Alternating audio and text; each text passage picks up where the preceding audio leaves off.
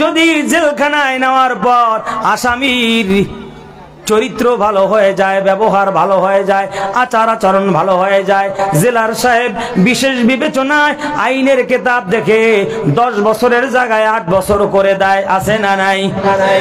কিন্তু জাহান্নাম কিন্তু এমন নয়, জাহান্নাম কিন্তু এমন নয়। আল্লাহ রাব্বুল আলামিন বলেন জাহান্নামের আযাব আর গজব যদি কোনো অংশে কারো বেলায় একটু কমে যায়, সেটাও আমি আল্লাহ রাব্বুল আলামিনের পক্ষ থেকে আবার বাড়িয়ে দেওয়া হবে। আল্লাহু আকবার। সূরাতুল বানী ইসরাঈলের 97 নম্বর আয়াতের ভিতরে আল্লাহ রাব্বুল আলামিন বলেন কুল্লামা খাবাত জিদনাহুম সাঈরা।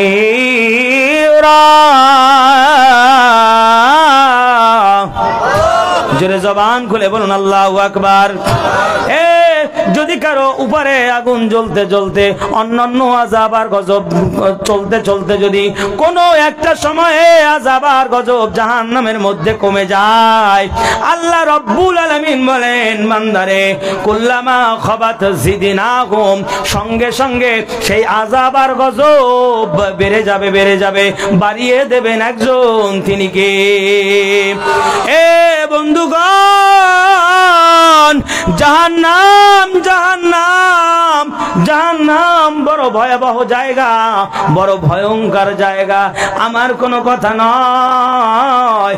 আল্লাহ রাব্বুল আলামিন সূরাতুল হিজরের ভিতরে বনী ইসরাঈলের 57 নম্বর আয়াতের ভিতরে আল্লাহ পাক আবার নিজেই বলেন ইন্না আযাবা রাব্বিকা কানা মাহযুরা।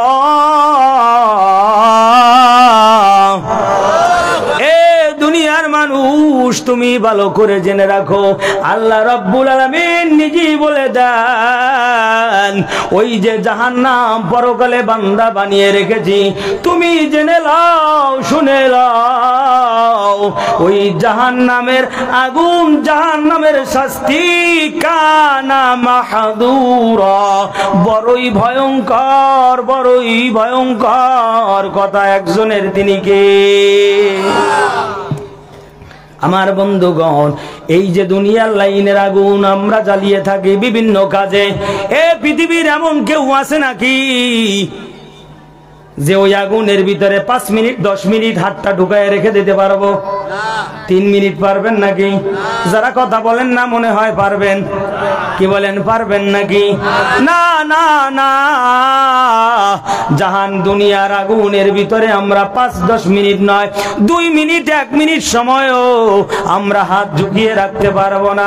আল্লাহ রাব্বুল আলামিন বলেন বান্দারে, দুনিয়ার জমিনের আগুনের চাইতে বহু তা বলা আগুন আমি জাহান্নামের ভিতরে বানিয়ে রেখেছি। ও দুনিয়ার আগুন তো তুমি সহ্য করতে পারো না, কি করে তুমি ওই জাহান্নামের আগুন তাপদাহ হওয়ার পরেও তুমি সহ্য করবে? চিন্তা করার দরকার আছে না নাই? জোরে বলেন, আছে না নাই? আল্লাহ রাব্বুল আলামিন বলেন ও নবী, যারা দুনিয়া নিয়ে আসে, যারা শুধুমাত্র স্বাধীনতা চায়, ও নবী তাদেরকে জানা দেন সূরাতুল হিজরের 3 নম্বর আয়াত আল্লাহ রাব্বুল আলামিন বলেন যারুহুম ইয়াকুলু ওয়া ইয়াতামাত্তাউ ওয়া ইউলহিহিমুল আমালু ফাসাউফা ইয়ালামুন।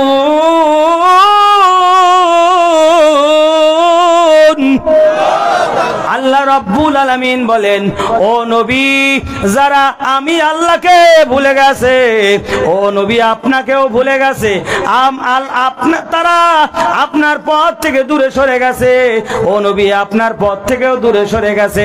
মসজিদ চিনে না, মাদ্রাসা চিনে না, পকেটে টাকা থাকার পরেও যারা দান করতে চায় না, যারা মানুষের সঙ্গে ভালো ব্যবহার করতে চায় না, ফরজ বিধান পর্দা হওয়ার পরেও পর্দা করতে চায় না, ও নবী তাদেরকে আমি আল্লাহ রাব্বুল আলামিনের কোরআন শোনা দেন, যারহুম তাদেরকে ছেড়ে দেন, স্বাধীনতা দিয়ে দেন, ইয়াকুলু তারা খাইতে চায়, খাইতে থাকুক। কথা একজনের, তিনি কে? মানুষ তো খাওয়াটাকে অনেক বেশি পছন্দ করে, আছে না নাই? আমার আমার বন্ধুগণ, অনেকে খায়, খাইতে থাকে, খাইতেই থাকে, কোনটা হালাল কোনটা হারাম চিন্তা করে না, কোনটা নিজের কোনটা জনগণের এটাও চিন্তা করে না, কোনটা ভাইয়ের কোনটা বোনের কোনটা নিজের, কোনো ধরনের তফাৎ সৃষ্টি করে না। খাইতে মন চায় আর ইচ্ছা মতো খেয়ে নেয়।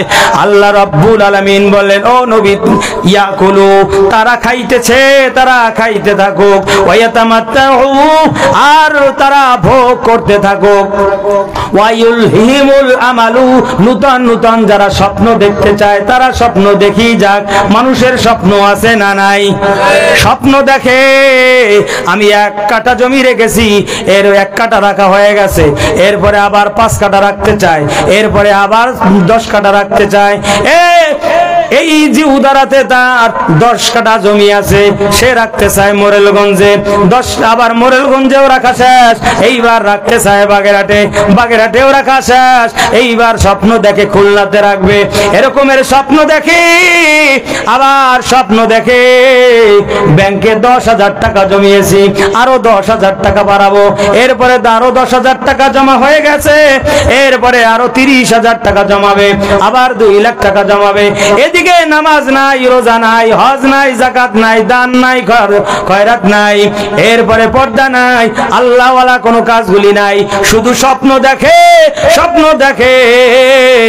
আল্লাহ রাব্বুল আলামিন বলেন, যারা আমি আল্লাহকে ভুলে গিয়ে খায়, ভোগ করে, মিথ্যা আশা দেখতে থাকে, ও নবী, অচিরি তারা জানতে পারবে তাদের স্থান জান্নাত না জাহান্নাম। কথাকার জোরে বলেন, কথাকার। আমার বন্ধুগণ, আল্লাহ রাব্বুল আলামিন বলেন, والذين كفروا ويتمتعون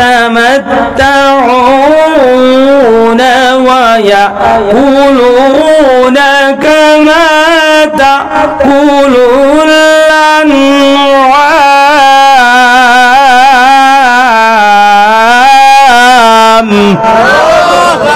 আমার বন্ধুগণ, শুধু খাইবেন খাইবেন, কোনটা হালাল কোনটা হারাম এই চিন্তা যদি আপনার ভিতরে না থাকে, বিপদ আছে, বিপদ। আল্লাহ রাব্বুল আলামিন কি বলেন ভালো করে শুনে লন। আল্লাহ রাব্বুল আলামিন বলেন, যারা আমার কোরআনকে অস্বীকার করে, যারা আমার নবীজির হাদিসকে অস্বীকার করে, যারা ইসলাম থেকে দূরে সরে যায়, এক কথায় কুফরি করে, ওয়াতামাত্তাউন, আর শুধু খাইতেই থাকে, খাইতেই থাকে, শুধু খাইতেই থাকে, খাইতেই থাকে। আল্লাহ রাব্বুল আলামিন বলেন, ওয়ায়াকুলুনা কামা তাকুলুল আনআম, ওরা তো গরুর মতো খায়, ওরা তো মহিষের মতো খায়, ওরা তো ছাগলের মতো খায়, এক কথায় ওরা চতুষ্পদ জানোয়ারের মতো শুধু খায়। কথাকার খাই খেই কমাতে হবে, তবে খাইবেন হালাল পন্থায়, যতটুকু খাওয়া যায় ততটুকুই খেতে হবে। আল্লাহু আকবার বলেন। আমার বন্ধুগণ, আল্লাহ রাব্বুল আলামিন নিজে ঈমানদারদেরকে ভালোবেসে বলেন, ও ঈমানদারেরা, সূরাতুত তাহরিমের 6 নম্বর আয়াতের ভিতরে আল্লাহ রাব্বুল আলামিন ঈমানদারদেরকে ভালোবেসে বলেন, কি বলেন শোনেন। আল্লাহ রাব্বুল আলামিন বলেন, ইয়া আইয়ুহাল্লাযীনা আমানু কু আনফুসাকুম। আল্লাহু আকবার। আল্লাহ রাব্বুল আলামিন বলেন, বান্দারে, ও দুনিয়ার ঈমানদারেরা, তোমরা নিজেরা নিজেদেরকে জাহান্নামের আগুন থেকে বাঁচাও। কথাকার জোরে বলেন, কথাকার। আল্লাহ রাব্বুল আলামিন নিজেই আমাদেরকে জাহান্নামের আগুন থেকে বাঁচার জন্য বলেছেন। আমার বন্ধুগণ, সুতরাং জাহান্নাম থেকে বাঁচার দরকার আছে না নাই? জাহান্নাম আল্লাহ রাব্বুল আলামিন বানাবেন এমনটা নয়।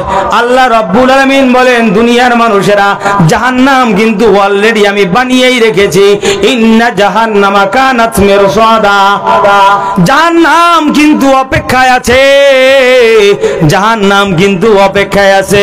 বান্দা, তুমি ভালো কাজ করবা, জান্নাতে চলে যাবা, খারাপ কাজ করবা, তোমার জন্য জাহান্নামের দরওয়াজা খুলে আছে, একটা নয় বরং 7টা। কথাকার জোরে বলেন, কথাকার। তো সুতরাং জাহান্নাম থেকে আমাদের বাঁচতে হবে। আসেন আসেন আসেন, ফিরে আসেন, কার দিকে? সবাই তো বলে না কার দিকে? আমার আল্লাহ বলেন ফাফিরু ইলাল্লাহ,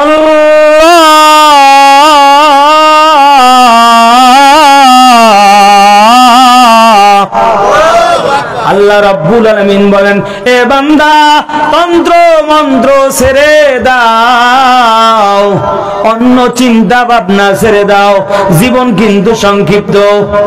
তুমি আমার দরবারে আসো, আসতে ইচ্ছায় চাও আর অনিচ্ছায় চাও, আমি আল্লাহর বক্তব্য কিন্তু আমার দরবারে ফিরে আসতেই হবে। কথা কার? তো সুতরাং আমরা আল্লাহর দরবারে ফিরে যেতে চাই ভালো কিছু নিয়ে, ভালো আমল নিয়ে। আল্লাহ পাক যেন কবুল করেন, বলেন আমিন। আরো জোরে বলেন আমিন। সম্মানিত হাজিরিন, আমার আলোচনা একেবারে শেষের দিকে, বেশি সময় পাবো না। তো হুজুর আমার আলোচনার আগে শুনে বলেছিলেন যে এই যে স্টেজ আপনারা সুন্দরভাবে দেখতে পাচ্ছেন, স্টেজটা সুন্দর লাগতেছে কিনা বলেন? গত মাহফিলে আপনারা এত সুন্দর দেখতে পান নাই। আবার এই স্টেজের উপরই মিনার হবে, গম্বুজ হবে। আল্লাহু আকবার বলেন। তো এটা তো এমনিতেই হবে না, অবশ্যই আপনাদের দান দক্ষিণার মাধ্যমে এটা হবে। কথা বলেন ঠিক কিনা? এই যে সুন্দর হয়েছে, আরো সুন্দর হোক। আমরা কে কে চাই না? দু হাত তুলে দেখায়। এই যে হাত তুলতেছে দেখছেন, এরা মনে হয় চায় না, চায় না। ও বোঝে নাই। আমি বলেছি যে এই স্টেজ সুন্দর হোক, এখানে গম্বুজ হোক, এটা আমরা চাই কি চাই না? কারা কারা চাই? দু হাত তুলে আল্লাহকে দেখায়। নারায়ে তাকবীর, নারায়ে তাকবীর, নারায়ে রিসালাত। আমরা সবাই চাই এই দরবার আরো উন্নত হোক, এই স্টেজ উন্নত হোক, এখানে মিনারা হোক। আমরা চাই কি চাই না? সম্মানিত হাজিরিন, জাহান্নামের আগুন থেকে বাঁচতে হলে অবশ্যই আপনাকে আমাকে উপার্জিত ধন সম্পদ থেকে দান করতে হবে। এই নির্দেশ মোল্লার না আল্লাহ? জোরে বলেন কার? আল্লাহ পাকের নির্দেশ হয়েছে যে গোলাম তোমার উপার্জিত ধন সম্পদ থেকে আমার রাস্তায় দান করো। কি বলেন? এখানে যদি এই যে কথাগুলি হচ্ছে কোরআন হাদিসের, আমার পরে হুজুর আসবেন, পূর্বেও হুজুরেরা কথা বলেছেন কোরআন হাদিসের আলোচনা, এখানে দান করলে আল্লাহর রাস্তায় দান করার শামিল হবে কি হবে না? আমার বন্ধুগণ, অনেকেই চিন্তা করেন আমি তো গরিব মানুষ, আমি তো ভ্যান চালাই, রিক্সা চালাই, আমি তো বাজারে ছোট্ট একটা দোকান দেই, আমি তো ঠেলাওয়ালা মজুর, আমি আবার কি দান করব? আমি নিজেই তো খাইতে পারি না। শুনে রাখবেন মুসলমান, রাসূলুল্লাহ সাল্লাল্লাহু আলাইহি ওয়াসাল্লাম তার প্রিয় সাহাবী যার নাম হলো হযরত বেলাল রাদিয়াল্লাহু তাআলা আনহু, নবীজি মাঝে মধ্যে বেলালকে ডাকতেন আর বলতেন ইয়া বেলাল আনফিক আনফিক ইয়া বেলাল, ও বেলাল তুমি আল্লাহর রাস্তায় দান করো, আল্লাহর রাস্তায় দান করো। বেলালের জীবনী পড়ে দেখবেন, বেলালের লক্ষ লক্ষ টাকা ছিল না, দিনার ছিল না, দিরহাম ছিল না, অত্যন্ত গরিব একজন সাহাবী হযরত বেলাল রাদিয়াল্লাহু তাআলা আনহু। সেই বেলালকে মাঝে মধ্যে ডেকে ডেকে নবী আমার বলতেন বেলাল রে আল্লাহর রাস্তায় দান করো, আল্লাহর রাস্তায় দান করো। এ দিয়া প্রমাণ হয়ে যায় আমরা যারা গরিব আছি আল্লাহর রাস্তায় কম হলেও দান করার দরকার আছে না নাই? জোরে বলেন আছে না নাই? আমার বন্ধুগণ, এই দুনিয়ার জমিনে আমরা যারা আছি প্রত্যেকের কম বেশি ঘরে বাহিরে বিপদ আছে না নাই? জোরে বলেন আছে না নাই? ছেলের অসুখ, মেয়ের অসুখ, নিজের শরীর ভালো না, মেয়ের শরীর ভালো না, ছেলের শরীর ভালো না, অনেক ফ্যামিলির ভিতরে অসুস্থতা আছে, বিপদ আপদ আছে। শুনে রাখবেন মুসলমান, রাসূলুল্লাহ সাল্লাল্লাহু আলাইহি ওয়াসাল্লাম বলেন রোগ হলে বলে ওষুধ খাও, ডাক্তার দেখাও, সবই ঠিক আছে। ও আমার উম্মত উম্মতিরা, ভালো করে জেনে রাখো, ভালো করে জেনে রাখো, বালা মুসিবত থেকে যদি বাঁচতে চাও, আর সাদাকাতু তারুদ্দুল বালা, দান করারও দরকার আছে, বলেছেন মুহাম্মাদুর রাসূলুল্লাহ সাল্লাল্লাহু আলাইহি ওয়াসাল্লাম। তো সম্মানিত হাজিরিন, হুজুর বলছিলেন এই স্টেজ করার জন্য, এই স্টেজ করার জন্য যে টাকা অলরেডি ব্যয় হয়ে গেছে, এখনো 15,000 টাকা বাকি পড়ে আছে। কয় হাজার? জোরে বলেন, কত হাজার? 15,000 টাকা বাকি পড়ে আছে। এরপরে সামনের কাজ, এখন এরপরে ছাদের কাজ। কে আল্লাহর বান্দা আছেন এই যে 15,000 টাকা বাকি পড়ে আছে,